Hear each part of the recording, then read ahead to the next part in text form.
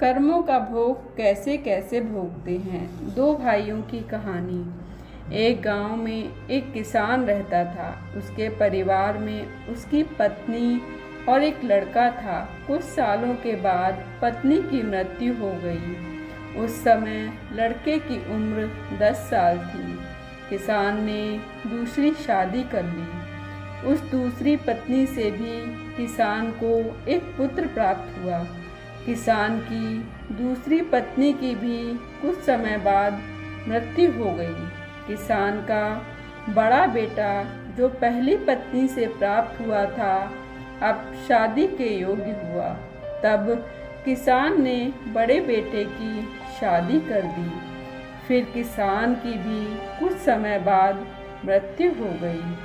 किसान का छोटा बेटा जो दूसरी पत्नी से प्राप्त हुआ था और पहली पत्नी से प्राप्त बड़ा बेटा, दोनों साथ साथ रहते थे।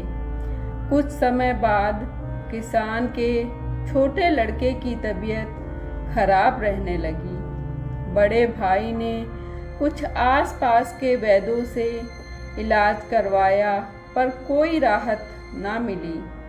छोटे भाई की दिन ब दिन तबीयत बिगड़ती जा रही थी और बहुत खर्च भी हो रहा था। एक दिन बड़े भाई ने अपनी पत्नी से सलाह की कि यदि ये छोटा भाई मर जाए तो हमें इसके इलाज के लिए पैसे खर्च नहीं करने पड़ेंगे और जायदाद में आधा हिस्सा भी नहीं देना पड़ेगा। तब उसकी पत्नी ने कहा कि क्यों ना किसी वैद्य से बात करके इसे जहर दे दिया जाए। किसी को पता भी नहीं चलेगा, किसी भी रिश्तेदार को कोई शक भी नहीं होगा कि बीमार था, बीमारी से मृत्यु हो गई होगी। बड़े भाई ने ऐसा ही किया। एक वैद्य से बात की कि आप अपनी फीस बताओ। ऐसा करना मेरे छोटे बीमार भाई को दवा के बहाने से जहर देना है। वैद्य ने बात मान ली और लड़के को जहर दे दिया और लड़के की मृत्यु हो गई। उसके भाई भाभी ने खुशी मनाई कि रास्ते का कांटा निकल गया। अब सारी संपत्ति अपनी हो गई। उसका अंतिम संस्कार कर दिया गया। कुछ महीनों पश्चात उस किसान के बड़े लड़के की पत्नी को लड़का हुआ।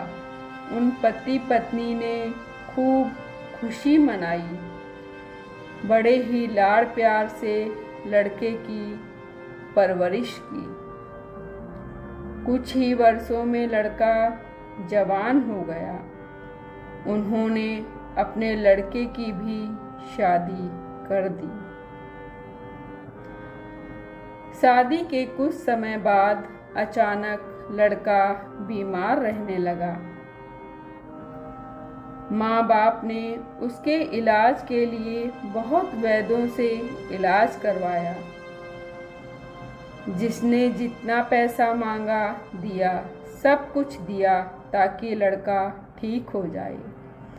अपने लड़के के इलाज में अपनी आधी संपत्ति तक बेच दी, पर लड़का बीमारी के कारण मरने की कगार पर आ गया।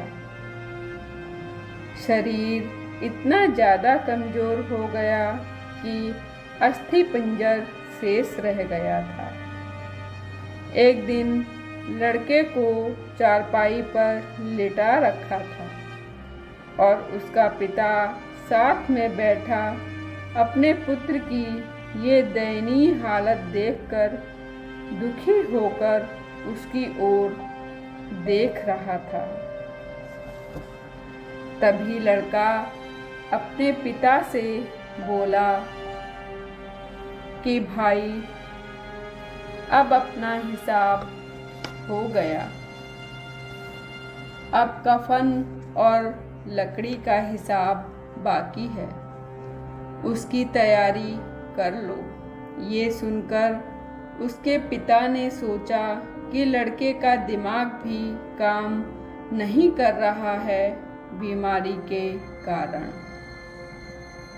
और बोला, बेटा मैं तेरा बाप हूँ, भाई नहीं। तब लड़का बोला, मैं आपका वही भाई हूँ जिसे आपने जहर खिलवाकर मरवाया था। जिस संपत्ति के लिए आपने मरवाया था, अब वो मेरे इलाज के लिए आधी बिक चुकी है। हमारा हिसाब हो गया। तब उसका पिता फूट फूट कर रोते हुए बोला कि मेरे तो कुल का नाश हो गया, जो किया मेरे आगे आ गया। पर तेरी पत्नी का क्या दोष है जो इस बेचारी को जिंदा जलाया जाएगा। तब वो लड़का बोला कि वो वैद्य कहाँ है जिसने मुझे जहर खिलाया था। तब उसके पिता ने कहा कि आपकी मृत्यु के 3 साल बाद वो मर गया था। तब लड़के ने कहा कि ये वही दुष्ट वैद्य आज मेरी पत्नी के रूप में है। मेरे मरने पर इसे जिंदा जलाया जाएगा। हमारे जीवन जो उतार चढ़ाव से भरा है, उसके पीछे हमारे अपने कर्म ही होते हैं। हम जैसा बोएंगे वैसा ही काटेंगे। कर्म करो तो फल मिलता ही है, आज नहीं तो कल मिलता है। जितना गहरा अधिक हो कुआं, उतना मीठा जल मिलता है।